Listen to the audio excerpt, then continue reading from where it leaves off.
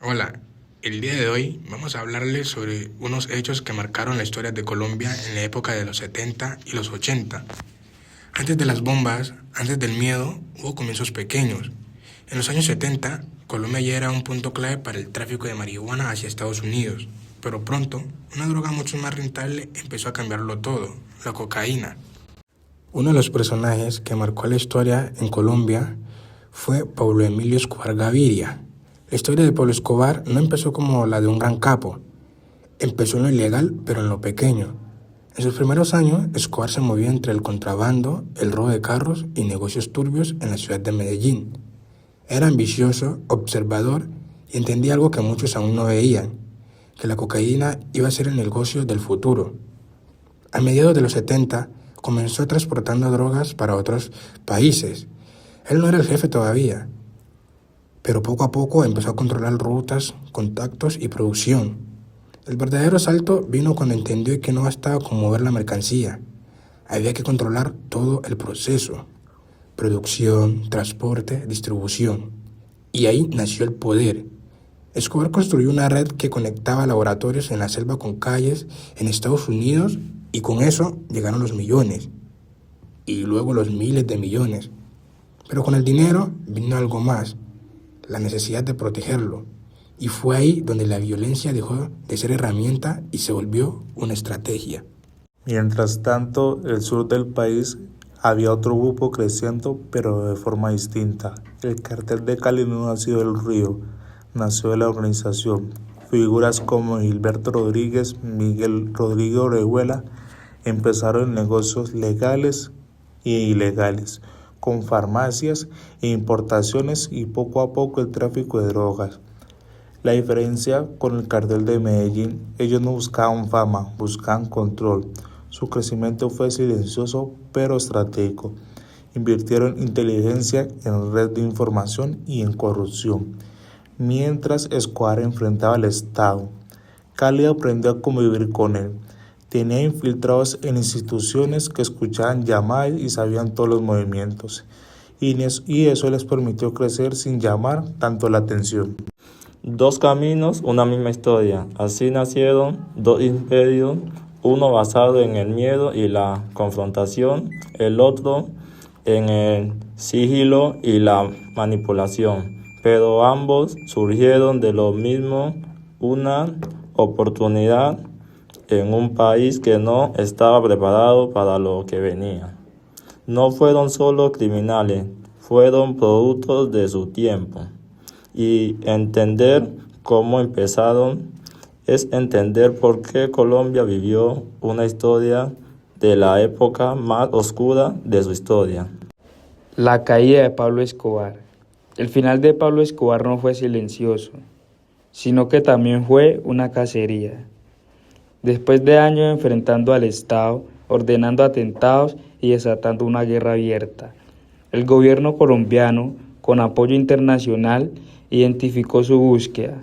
Escobar pasó de ser el hombre más poderoso a ser el más perseguido, aislado, sin el control total que antes tenía y rodeado por enemigos, incluyendo otros carteles. Su imperio comenzó a derrumbarse. El 2 de diciembre de 1993, en Medellín, fue localizado por las autoridades. Ese día terminó.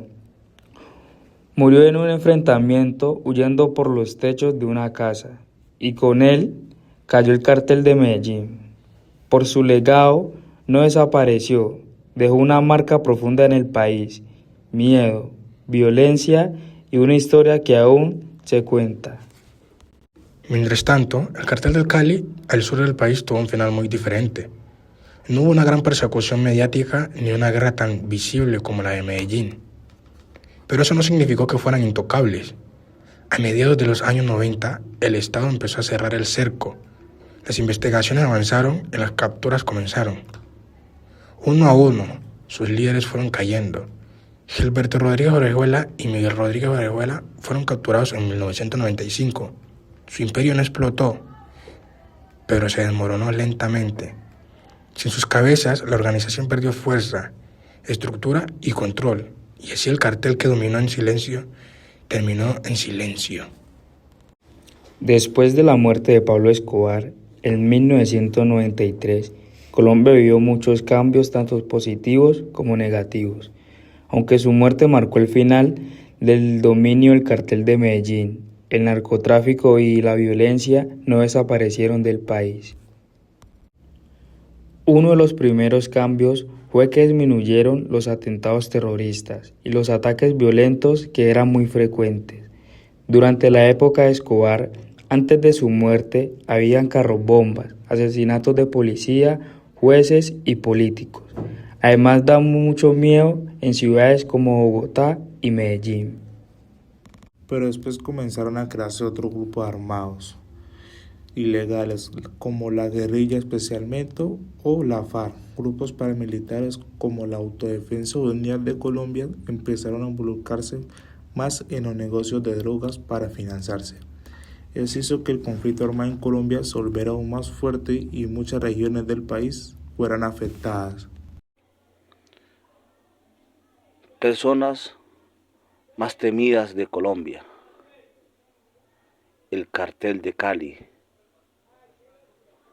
En el cartel de Cali conocimos la historia de Chepe Santa Cruz Londoño, mientras muchos conocían a Pablo Escobar Gaviria por ser el jefe del cartel de Medellín.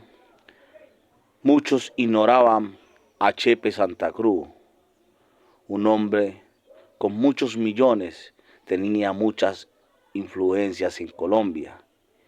¿Quién fue realmente Chepe Santa Cruz? Cali,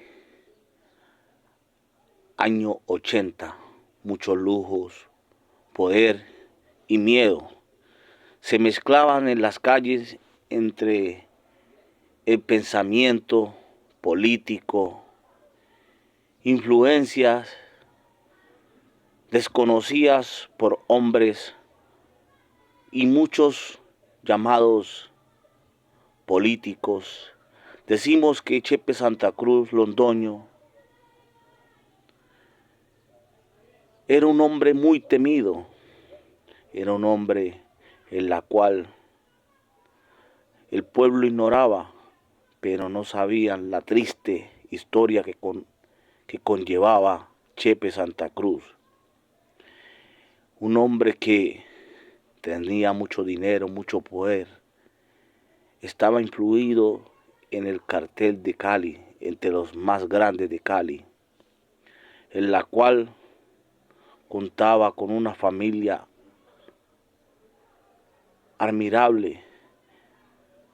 Vivían en zona rural de Jamundí, en la hacienda La Novillera. En esta hacienda novillera se desplazaba Chepe Santa Cruz con su manada de escoltas. Sus campos llenos de cultivos, arroz, maíz, caña, muchos empleados, más de 200 empleados, contaba Chepe Santa Cruz. Más de 200 empleados que acompañaban a Chepe Santa Cruz. Esto fue una de las historias relatadas del cartel de Cali y de la violencia desde el 1995 al 1996 en Medellín.